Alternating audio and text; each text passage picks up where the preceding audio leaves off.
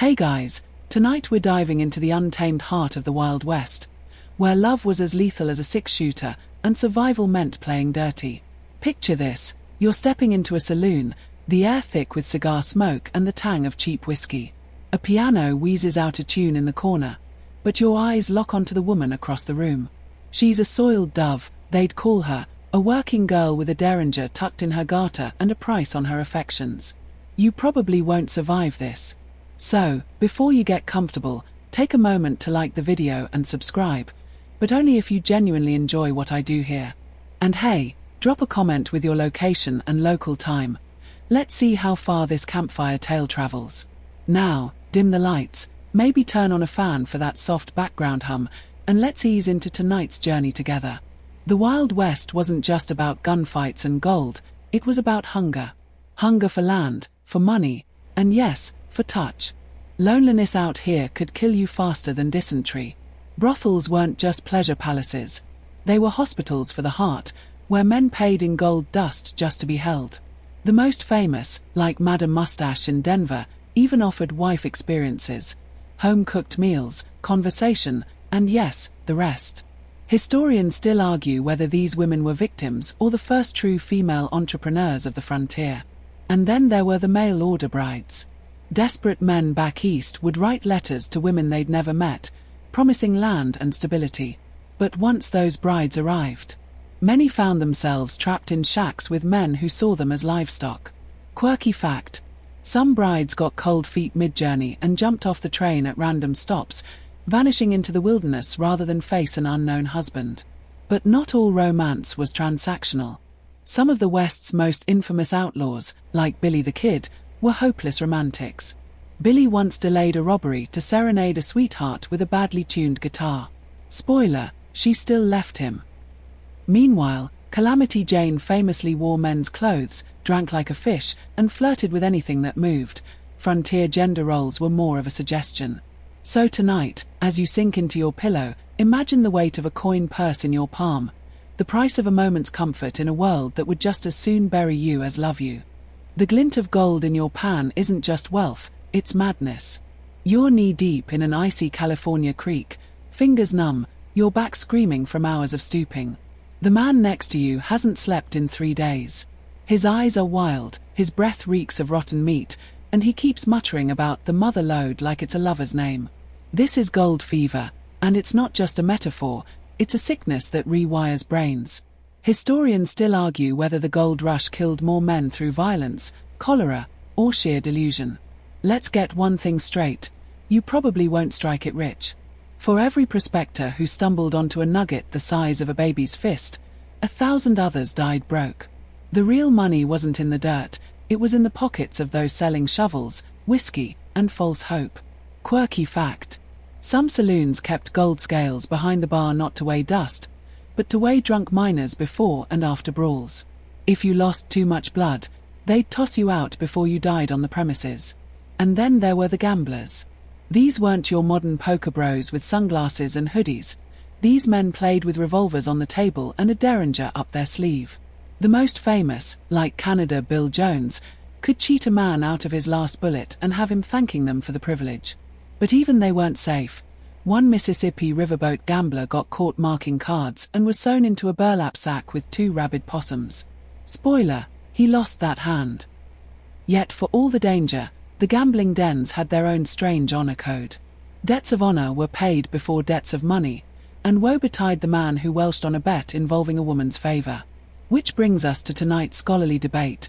Were the era's infamous suicide kings, playing cards found deliberately marked in dead men's pockets, actually coded messages, or just the scribbles of lonely, broken men? As you drift off tonight, listen for the phantom rattle of dice in the dark. Some say you can still hear the losers weeping. The bullet that kills you won't come from an enemy, it'll come from your best friend, because you broke the one unspoken rule of outlaw life: never touch another man's woman. Welcome to the twisted chivalry of the Wild West's bandit brotherhoods, where loyalty was currency and betrayal meant a shallow grave. You're sitting around a campfire with the James Younger gang, passing a bottle of gut-rot whiskey, when Jesse himself locks eyes with you and drawls, "We don't abide by much, but we abide by this." Modern dating apps have nothing on the brutal efficiency of frontier romance protocols. Cattle rustlers would rather share a stolen herd than a sweetheart, and woe betide the fool who tried to sweet-talk Billy the kid's girl. He once wrote a love poem in a rival's blood. Historians still argue whether these codes were about honor or just controlling scarce resources, namely, women who hadn't yet fled back east. Here's a quirky slice of hell. Some gangs required new recruits to steal a kiss from a sheriff's wife as initiation. The Sundance Kid allegedly got his nickname not from his shooting skills, but because he once spent a whole afternoon serenading a Utah mayor's daughter, while the mayor's men were actively hunting his gang. And then there's the bizarre case of evil Alice Hughes, a Kansas outlaw who ran a boarding house where she'd seduce lawmen, drug their coffee, then rob them blind, all while keeping her hair perfectly coiled in Victorian ringlets. But the darkest twist. These rules only applied to white women. Native and Mexican women kidnapped during raids were considered spoils of war by the same men who'd gunned down a friend over a sideways glance at their Anglo sweetheart. Which brings us to tonight's whispered debate around dying campfires. Was this really about protecting women, or just another way for violent men to claim ownership? As your eyelids grow heavy, imagine the weight of a nickel-plated Colt in your palm, cold metal waiting to settle debates about love and law where judges couldn't reach. The bottle in your hand promises Dr. Whitmore's miracle elixir, cures melancholy, ague and cowardice, but the first sip tastes like turpentine and regret. Welcome to the golden age of frontier medicine, where whiskey was the baseline ingredient and side effects may include death wasn't a warning, it was a selling point. You're in a Dakota Territory saloon watching a slick-haired huckster demonstrate his electric vitality belt by making a drunk miner convulse for increased blood flow. Spoiler, that miner would be dead by sunrise. Let's be clear, you're not drinking for pleasure. You're drinking because the alternative is feeling your rotting tooth throb or remembering the way your wife's letters stopped coming 6 months ago. Patent medicines like Swamp Root Kidney Fixer contained enough opium to knock out a buffalo, which explains why so many cowboys walked into bar fights grinning like idiots. Historians still argue whether these snake oil salesmen were con artists or the only therapists available on the frontier. But here's the twist that'd make a modern pharmacist faint. Brothels sold their own tonics too. Madame Vestal's sporting house in Abilene peddled Virtue Reviver, 40% alcohol, 60% mystery, with a money-back guarantee to restore marital vigor. The real kicker. It sometimes worked, because the application instructions involved the madam's most expensive girl delivering the dose personally. Quirky fact, the same miners who'd punch a man for cheating at cards would happily guzzle Cherokee love potion made from rabid skunk glands if the label had a naked lady on it. And then there were the soothing syrups for babies, packed with morphine to stop teething cries. Tiny graves behind prairie homesteads tell the rest of that story. Which brings us to tonight's unanswerable question. In a world where medicine routinely killed more people than bandits, was getting blackout drunk actually the safer choice? As the lantern flickers low, consider the bitter aftertaste of cures that never came, and the sweet relief of oblivion, however temporary. The insult hangs in the air like gun smoke, you yellow-bellied, cross-eyed son of a one-legged jackass. Now the whole saloon's gone dead quiet, fingers twitching near holsters. You've got exactly 3.7 seconds to decide. Apologize with your pride, or answer with your pistol. This isn't Hollywood. There won't be a dramatic count at high noon. Just a flash of steel, a deafening crack, and the copper taste of blood filling your mouth before you hit the sawdust. Duels in the Wild West weren't about justice, they were about theater. A man's reputation was his most valuable currency, and letting an insult slide meant you might as well sew a target on your back. Historians still argue whether famous gunfights like the OK Corral were really about law versus outlaw, or just petty grudges that festered until Lead solved the problem. Here's a quirky truth that'll ruin every Western movie for you. Most quick-draw duels happened at point-blank range, with participants often stumbling drunk. The legendary 10 paces, turn and fire nonsense. Practically non-existent. Real gunfighters preferred ambushes or backshooting. Except in Texas, where they added creative twists like dueling on horseback, or the infamous dueling dice method where you rolled for shot order and cheated like hell. Women weren't exempt either. Pistol Patkin Polly from Colorado once made a cattle baron eat his own hat, literally, after he questioned her virtue. Then there was the bizarre handkerchief code in Tombstone, where dabbing your left eye meant you'd accept a duel invitation, but wiping your brow meant you'd rather bribe the sheriff to arrest your opponent preemptively. Which brings us to tonight's lead-lace debate. When every conflict could be your last, was violence actually the civilized way to handle disputes? After all, it's hard to hold a grudge when one party's feeding worms. As you sink deeper into your pillow, imagine the weight of a single-action Colt, only 6 chances to prove you're not the coward your trembling hand suggest. The beads clatter against your chest as you stare at the trade blanket. Buffalo robes on one side, gleaming steel knives on the other. But the Lakota trader isn't looking at your goods. He's studying you, reading your hunger for what you won't admit. It's not just weapons you want, but the secrets of people who've survived this land for millennia. Too bad you'll misinterpret everything. Native trade systems weren't about profit, they were about relationship. A Cheyenne might trade 5 horses for a single rifle not because he couldn't count, but because the exchange wove obligation into the future. Meanwhile, white settlers were out here haggling over beads like street vendors, missing the erotic charge in some exchanges. Quirky fact: some tribes used joking relationships, ritualized flirting during trade, to ease tensions.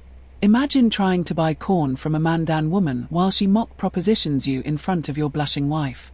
Historians still argue whether Lewis and Clark's men fathered children during these exchanges or just really committed to getting good deals. Then there were the trade languages. Chinook jargon's phrase "cultus wawa" meant both useless talk and foreplay, a handy double meaning when negotiating with lonely trappers. The Comanche had an entire sign language dialect for "if you touch my sister, I'll remove your hands," which many fools learned the hard way. But the real heartbreaker: the items that crossed cultures without understanding. When Chief Black Kettle flew the US flag over his lodge, a gift from officers who'd later massacre his people at Sand Creek. Or the Navajo weavers who incorporated piano wire into sacred designs after traders sold it as special thread. Tonight's unanswerable question lingers like pipe smoke. Was the West truly won, or just temporarily borrowed by people too impatient to learn its oldest languages? As sleep pulls you under, listen for the ghostly jingle of trade bells, still ringing in places the maps forgot. The damsel in distress kicking at your shins isn't some delicate porcelain figurine. She's got a derringer strapped to her thigh and a vocabulary that'd make a muleskinner blush. Rescuing women in the Wild West was a quick way to get yourself gutted. Yet dime novels kept peddling the myth of swooning ladies waiting for some sweaty cowboy's intervention. Reality: most frontier women could outshoot, outride, and outswear their male counterparts before breakfast. Take Cattle Kate, a Wyoming rancher who didn't bother with marriage licenses when collecting husbands and their land claims. When men tried to save her from her lifestyle, she'd challenge them to shooting contests. The losers slunk away, the winners got personal rewards. Historians still argue whether her eventual lynching was about cattle theft or the 22 men who'd rewritten wills in her favor. Then there's the darker side of chivalry. Many orphan trains bringing Eastern women west were essentially kidnapping operations, with girls as young as 14 sold to minors under the guise of adoption. Quirky horror: some bridal brokers used tintype photos so heavily retouched, grooms didn't realize they'd been swindled until their rosy-cheeked maiden stepped off the stagecoach with a whiskey tremor and a 6-shooter. But the real kicker: the women who weaponized the damsel myth. Belle Starr would fake fainting spells during robberies so outlaws would carry her, and the loot hidden under her petticoats. And let's not forget the widow scam, where a woman would marry prospectors just long enough to inherit their claims, with suspiciously similar accident patterns each time. Tonight's uncomfortable truth: the West wasn't tamed by knights in dusty armor, but by women who knew when to bat their eyelashes and when to bury bodies. The bounty notice crumpled in your pocket promises $500 dead or alive, but the real price is etched in the whiskey scars lining your throat. You've tracked the outlaw to a crib house in Silver City, where the air reeks of laudanum and lies. Problem is, half the witnesses here are his lovers, and the other half are paid to knife you in the kidneys. Welcome to the grey morality of bounty hunting, where the only rule is, don't become the prize yourself. Bounty hunters weren't the lone wolves movies pretend. The smart ones worked like spiders, weaving webs of informants from brothels to barbershops. Need to find a fugitive? Check his favorite opium den's backroom, or ask the senoritas which client always pays in stolen jewelry. Historians still argue whether figures like Rattlesnake Dick actually existed or were boogeymen invented to justify shady arrests. Here's a quirky slice of hell. Some hunters used wanted posters as dating profiles. Black Bart, the gentleman bandit, reportedly had female admirers mailing him tips about his own pursuers. Meanwhile, in Arizona, a madam named Velvet Annie ran a reverse bounty service. Pay her enough, and she'd produce evidence that your target had been dead for years. But the darkest trick: the ghost warrant. Corrupt lawmen would declare innocent men outlaws just so bounty hunters could collect them, often with bullets instead of cuffs. Which brings us to tonight's bloodstained debate. When the line between hunter and hunted kept blurring, was any of this actually justice, or just sanctioned murder with better paperwork? As your breath slows, imagine the weight of a notched pistol grip, each mark representing someone who thought they were the hunter until the moment they weren't. The saloon floor isn't sticky from spilled beer, it's sticky from blood, and that's how you know tonight's brawl is just getting started. You sidestep a shattered whiskey bottle as some fool tries to stab you with a buffalo horn. Welcome to the brutal ballet of frontier bar fights, where rules meant not using teeth, unless you were really losing. Forget those Hollywood punch-ups where chairs break over backs. Real saloon brawls were closer to knife fights with occasional punching. The smartest fighters stayed near the brass rail, better leverage to smash heads against. And those sawdust floors. Not for absorbing spills, but for hiding the trapdoors where bodies got dumped mid-fight.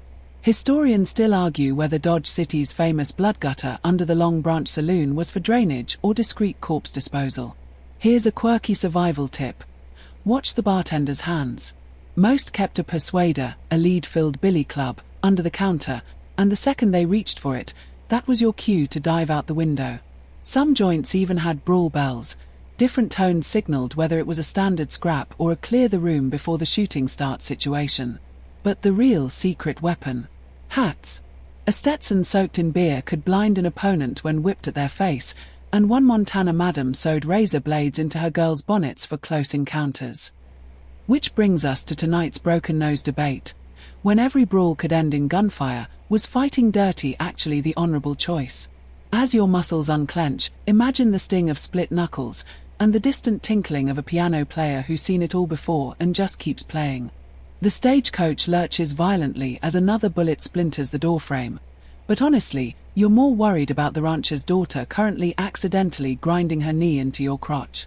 Welcome to the golden age of transit, where every journey flirted with death, and often flirted literally, because what else were you supposed to do for 6 days trapped in a rolling coffin?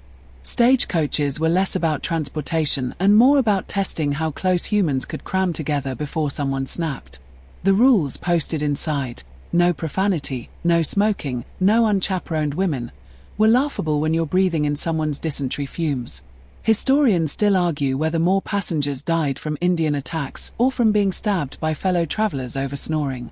Here's a quirky survival tactic. The smartest travelers booked the middle seat.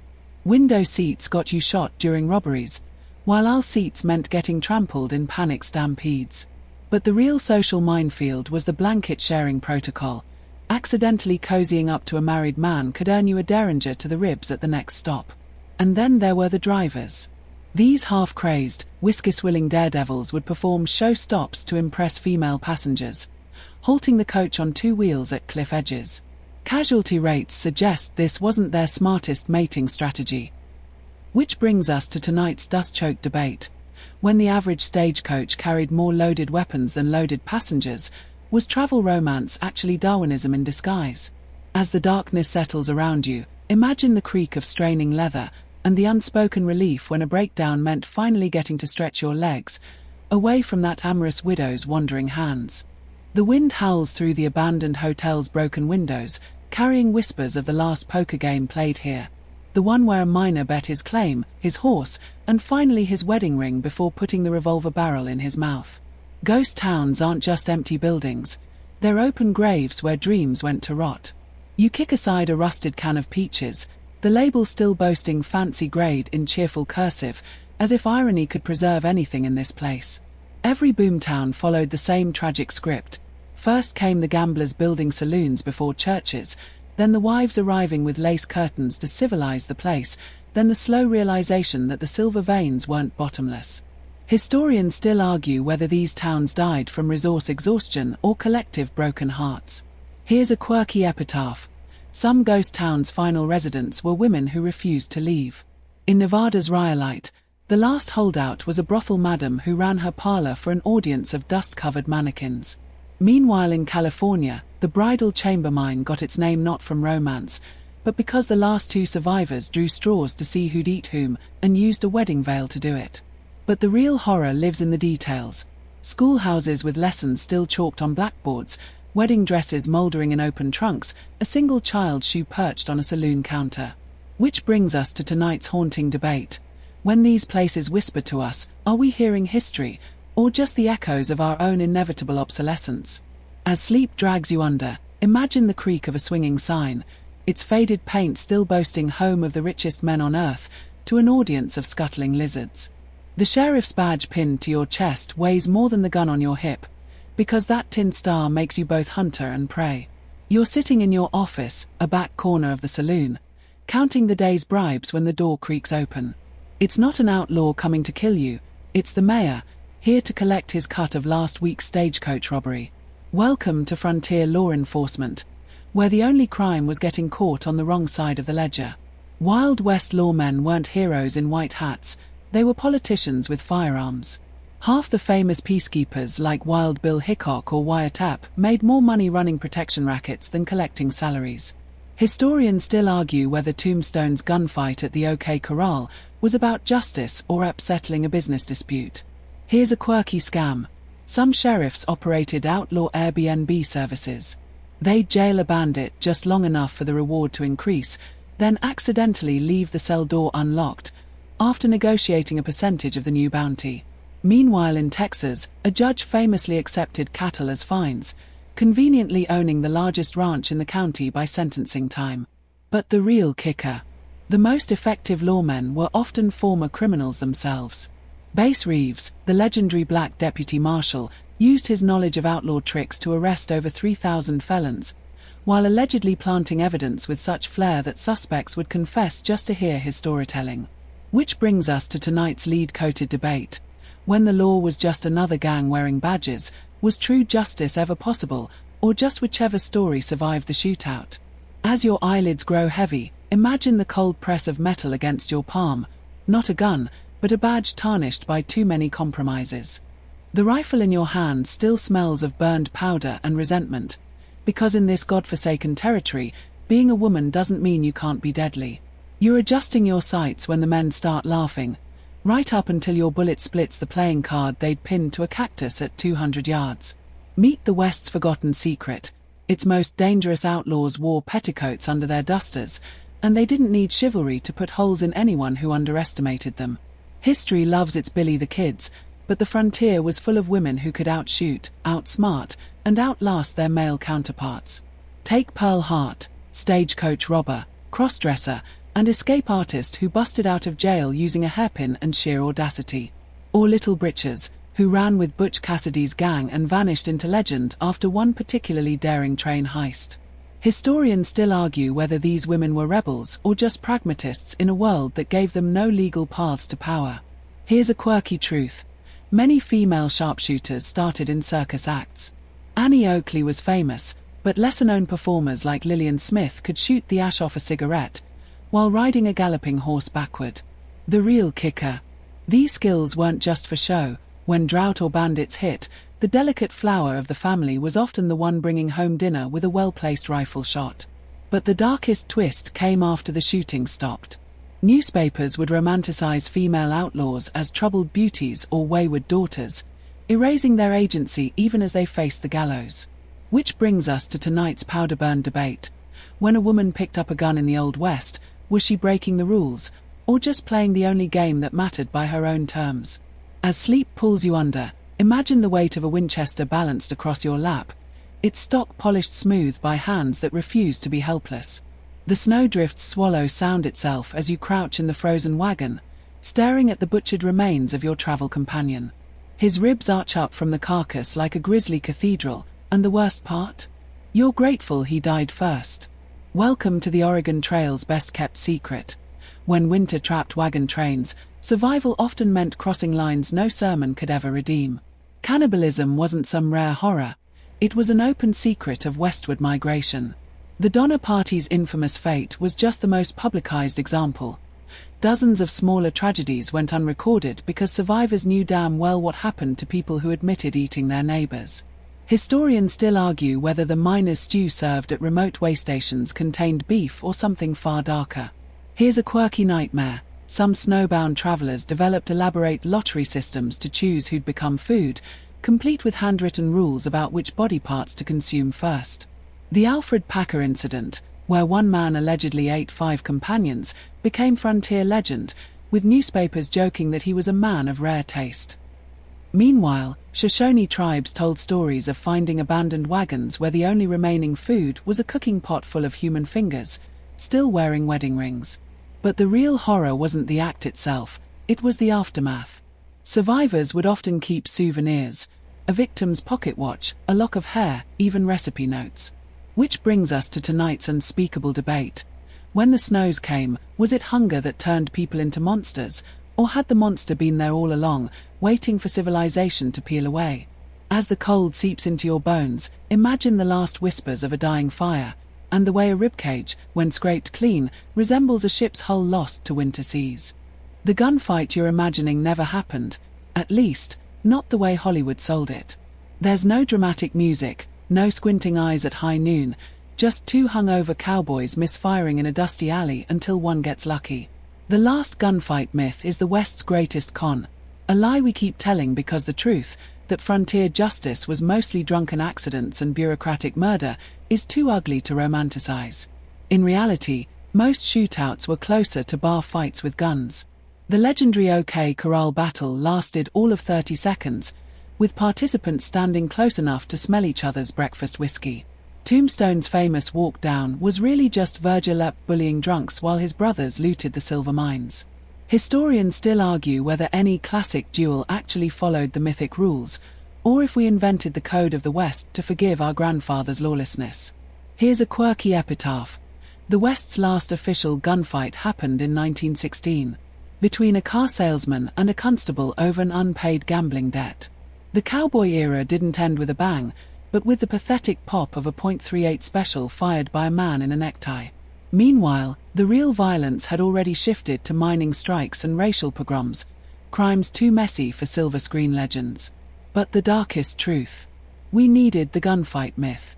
It let us pretend frontier justice was about honor rather than land grabs, that the West was tamed by lone heroes instead of railroad corporations and massacre battalions. Which brings us to tonight's final, loaded question. When we stare down the barrel of history, are we aiming at the past, or just at the stories we tell to avoid seeing ourselves clearly? The campfire's down to embers now, hissing softly as the last sparks climb toward a sky so vast it still makes your chest ache. All those lives we walk through tonight, the lovers and killers, the desperate and the damned, they're quiet now. The West wasn't won or lost, it just was, in all its messy, brutal glory. Maybe that's the real frontier we're still navigating, learning to hold both the myth and the truth gently, like a worn deck of cards where every hand tells a different story. The wind carries away the gun smoke, the snow melts from forgotten graves, and somewhere out there, a lone coyote sings to the moon, not a eulogy, but a lullaby. Let your breathing slow to match its rhythm now. The stars overhead are the same ones that guided them all home, or didn't. And tomorrow, when the sun climbs over the canyon rim, the land will still keep its secrets. But for tonight, rest easy, partner. You've ridden hard.